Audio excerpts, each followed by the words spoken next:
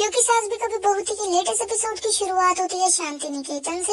मिहिर, तुलसी और शालिनी दोनों तीनों बात कर रहे होते हैं। तभी मिहिर उन्हें कहता है कि मुझे बताओ कि क्या तुम सच में रणविजय की पहली पत्नी हो। तुलसी उसे बोलने के लिए बोलती है। शालिनी कहती है जी मैं वो, इतना ही बोल पाती है शालिनी। मिहिर कहता है कि मुझे ज्यादा बात नहीं सुननी है, बस तुम मुझे ये बताओ क्या जो तुलसी कह रही है सच कह रही है, तुम उसकी पहली पत्नी हो। शालिनी कहती है हाँ मैं रणविजय की पहली पत्नी हूँ। इतना सुनते ही वहीं पर मिहिर के पैर तले जमीन खिसक जाती है और मिहिर एकदम बहुत ज्यादा गुस्से में आ जाता है। तुलसी मिहिर से कहती है कि मिहिर देखा मैंने तुम्हें कहा था ना कि वो लड़का सही नहीं है। तभी वो शालिनी से कहती है बेटा सच बताओ तुम्हारे साथ क्या क्या हुआ, सब कुछ बताओ। तभी वो कहती है कि हाँ मेरी शादी हुई थी रणविजय से और सिर्फ वो पैसों से प्यार करता है, उसने मुझसे प्यार कभी किया ही नहीं। उसने मेरे पापा से 20 लाख रुपए मांगे और मैं प्यार में थी, मैं कुछ सोच ही नहीं पाई, मैं कुछ समझ ही नहीं पाई। इतना बोलते ही मिहिर की आंखों के तले एकदम अंधेरा सा छा जाता है, वो एकदम बहुत ज्यादा परेशान हो जाता है। शालिनी बताती है कि मैं प्यार में अंधी थी, मैं सब कुछ देख ही नहीं पाई और जब मुझे दिखाई दिया तब बहुत देर हो चुकी थी। ये बात सुनकर मिहिर चौंक जाता है और बताती है शालिनी कि मुझे मारता पीटता भी था, मेरे साथ बहुत ज्यादा बदसलूकी भी करी है उसने। शालिनी की ये बात सुनकर एकदम से शौक हो जाता है। वो शालिनी से कहता है कि तुमने जो कुछ कहा बिल्कुल सच कहा है ना बेटा। वो कहती है हाँ मैंने अब तक जो कुछ कहा है बिल्कुल सच ही कहा है। मिहिर उसे वार्निंग देता है कि तुमने सच ही कहा है ना। इतना बोलते ही जैसे ही मिहिर उठ के बाहर आने लगता है तभी वहाँ पर शालिनी बोलती है कि आपने जो कुछ कहा था अब मैं झूठ नहीं बोल सकती। तुलसी से ये सब बोलती हुई नजर आती है। मिहिर एकदम से रुक जाता है। वो कहती है चंद पैसों के लिए मैं किसी लड़के की जिंदगी बर्बाद नहीं कर सकती, किसी शरीफ लड़के को बदनाम नहीं कर सकती। मिहिर ये सब सुन लेता है और कहता है कि एक मिनट तुम ये सब क्या कह रही हो। तभी वहाँ पे शालिनी कहती है कि मुझे इन लोगों ने पैसे दिए थे ये सब बोलने के लिए और मैं एक शरीफ लड़के को इस तरीके से बदनाम नहीं कर सकती। मुझे माफ कर दीजिए, आप मुझसे नाराज हो जाएंगे लेकिन मुझसे ये सब नहीं होगा। मैंने इतना बोलकर वहाँ से जाने की कोशिश करती है और तुलसी के हाथ जोड़कर कहती है अब मुझे माफ कर दीजिए, मेरे पीछे छोड़ दीजिए, मैं ये सब नहीं कर सकती हूँ।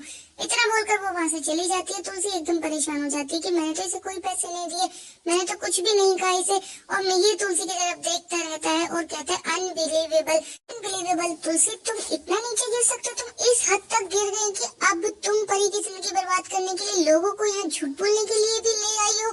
तुम्हें शर्म नहीं आती तुलसी? तुम वही माँ हो जिसने सच और झूठ के लिए अपने ही बेटे पर गोली चला दी थी। तुम वही माँ हो क्या जो सच का हमेशा साथ देती है, चाहे कुछ भी हो जाए वो अपने बेटे को भी मार देती है। तुलसी अपनी एक्सप्लेनेशन देती रहती है लेकिन मिहिर उसे कंटिन्यू सुनाता रहता है। उससे कहता है कि तुम परी से क्या दुश्मनी है तुम्हारी, परी और रणविजय से? परी की खुशियाँ क्यों छीनना चाहती हो तुम? परी सही कहती थी कि तुम उसकी खुशियाँ छीनना चाहती हो, तुम उसे सगा नहीं मानती हो और ये चीज तुमने आज प्रूव भी कर दी है। मैं तो दुनिया में ये बोलता था कि माँ हो तो तुलसी जैसी, लेकिन अब ऐसा बोलूंगा कि तुलसी जैसी माँ भगवान किसी को भी न दे। मुझे तुम पर अब शर्म आ रही है तुम्हारी ऐसी हरकतों को देख देख के कि तुम हद कर दी तुलसी तुमने। मतलब अब तुम परी की खुशियों को छीनने के लिए किसी को पैसे के लिए यहाँ बुलवाने के लिए आ गई। झूठ। तुलसी मना करती रहती है कि मैंने ऐसा कुछ नहीं किया है, वो झूठ बोल कर गई है। मिहिर तुलसी की एक सिंगल बात भी नहीं सुनता है। तुलसी रो रो कर अपने आप को एक्सप्लेनेशन देती रहती है लेकिन मिहिर पर कोई फर्क नहीं पड़ता है। तुलसी को बहुत ज्यादा सुनाने लगता है और कहता है कि मैं तुम्हारी बातों में आकर पता नहीं आज रणविजय के साथ क्या ही कर बैठता। अच्छा हुआ उस लड़की का कि उसने सच बता दिया। आज भी कुछ लोगों में अपना जमीर बाकी है जो सच का साथ देते हैं और झूठ ज्यादा बोल नहीं पाते। तुलसी बताती है कि वो झूठ बोल के गई है, वो सच मुझसे मुझे खुद बताया था कि वो उसे पीटता था, सब कुछ किया, उसके साथ बहुत बुरा किया है। हमारी बेटी के साथ भी ये सब हो सकता है। मैं फिर भी तुलसी को उल्टा सीधा बोलता है और उससे कहता है कि आज मेरे ऐसा मन कर रहा है कि मैं तुमसे बात ही ना करूं, इवन मैं तुम्हारी फेस भी नहीं देखना चाहता हूँ। तुलसी का चेहरा देखने से मिहिर मना कर देता है और कहता है कि अब तुम मेरे सामने कभी मत आना। इस तरीके की बातें बोलकर वो चला जाता है। तुलसी वहाँ पीछे पीछे उसे कहती है कि मिहिर एक बार मेरी बात सुन लो, लेकिन मिहिर नहीं सुनता है। दूसरी तरफ किरण ये सब देख रहा होता है।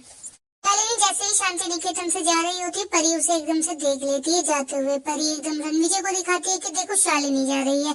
रणविजय से देखकर पहले तो शौक होता है, फिर परी और रणविजय दोनों खुश होते हैं और स्माइल करते हैं। रणविजय और परी याद करते हैं किस तरीके से इन्होंने पूरी प्लानिंग को अंजाम दिया था। परी रणविजय को फोन करती है और बताती है कि तुम्हारी मेरी शादी नहीं हो सकती, ये ड्रेस व्रेस सिलेक्ट करना बंद कर दो। तभी पापा रणविजय कहता है कि ऐसा क्यों है। परी उसे बताती है कि मैंने मम्मा और ऋतिक की बातें सुन ली थी, तुम्हारी जो वो शालिनी है उसके बारे में वो पता करने जा रही है और अगर शालिनी ने आके यहाँ पर कुछ बोल दिया तो तुम्हारी मेरी शादी नहीं होगी।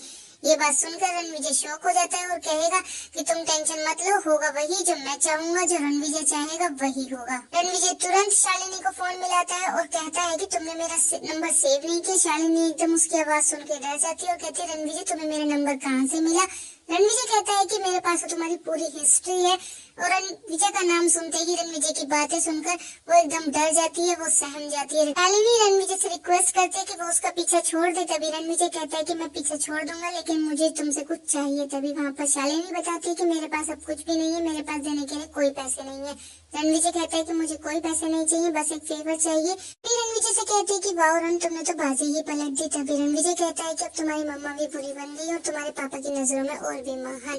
दूसरी तरफ किरण के पास उसके दोस्त बेस्ट फ्रेंड का फोन आता है, जहाँ पर मिहिर और नोएना रुके हुए थे उस होटल के मालिक का। तभी वहाँ किरण उससे सीसीटीवी फुटेज मांगता है और वो उसे भेज भी देता है। जैसे ही किरण वो सीसीटीवी फुटेज देखता है, वो एकदम शॉक हो जाता है कि मिहिर भैया के साथ नोएना वहाँ पर क्या कर रही थी। उसे सारी बातें याद आती हैं जो परी ने उसे बताया था कि मम्मा की वजह से पापा घर छोड़कर चले गए थे और एक आंटी के साथ रहे थे। और दूसरी तरफ जब वो ये सब सोच ही रहा होता है, नोएना और मिहिर आते आते नोएना और मिहिर साथ में बातें कर रहे होते। किरण को ये सब और भी ज्यादा अजीब लगता है। दूसरी तरफ मिताली अपने फ्रेंड से मिलवाती है अंगद को और मिताली की डांस परफॉर्मेंस स्टार्ट हो जाती है। मिताली डांस करते करते एकदम से अजीब सा रिएक्शन देती है और इसके रिएक्शन देखकर उसकी माँ को एकदम टेंशन हो जाती है। सुची सोचती है अब इसे क्या होने वाला है। दूसरी तरफ मिहिर अनाउंसमेंट करता है, रणविजय और परी को स्टेज पर बुलाता है और कहता है कि आज मुझे एक और अनाउंसमेंट करती है। तुलसी ये सब देख रही होती है, रोती रहती है। कहता है कि आज सब लोग मेरे बेटे के संगीत में आए हैं, लेकिन आज एक और इंसान से आपको मिला है, रणविजय से। और परी और रणविजय की आज मैं सगाई की अनाउंसमेंट करता हूँ। अभी हम परी और रणविजय की सगाई कराएंगे। ये सब सुनकर सभी लोग तो खुश होते हैं, लेकिन ऋतिक और शोभा दुखी होते हैं क्योंकि उन्हें सच्चाई का पता होता है। रणविजय और परी की सगाई शुरू हो जाती है। पहले परी रणविजय को रिंग एक्सचेंज करती है, उसके बाद रणविजय घुटनों के बल बैठकर उसको रिंग पहनाता है और वो दोनों तो बहुत ज्यादा खुश होते हैं। लेकिन तुलसी की आंखों से आंसू बहते रहते हैं क्योंकि उसकी बेटी की जिंदगी बर्बादी की तरफ बढ़ रही है और उसे बिल्कुल भी इस बात का अंदाजा भी नहीं है। तुलसी भगवान जी के पास जाती है और रो के कहती है कि भगवान जी, ठाकुर जी आपके रहते हुए ये सब क्या हो रहा है। मेरी बेटी की जिंदगी बर्बाद हो रही है और मैं कुछ भी नहीं कर पा रही हूँ। सब कुछ जानबूझकर मैं निहत्थे खड़ी हूँ, मतलब मैं कुछ भी नहीं कर पा रही हूँ उसकी खुशी के लिए।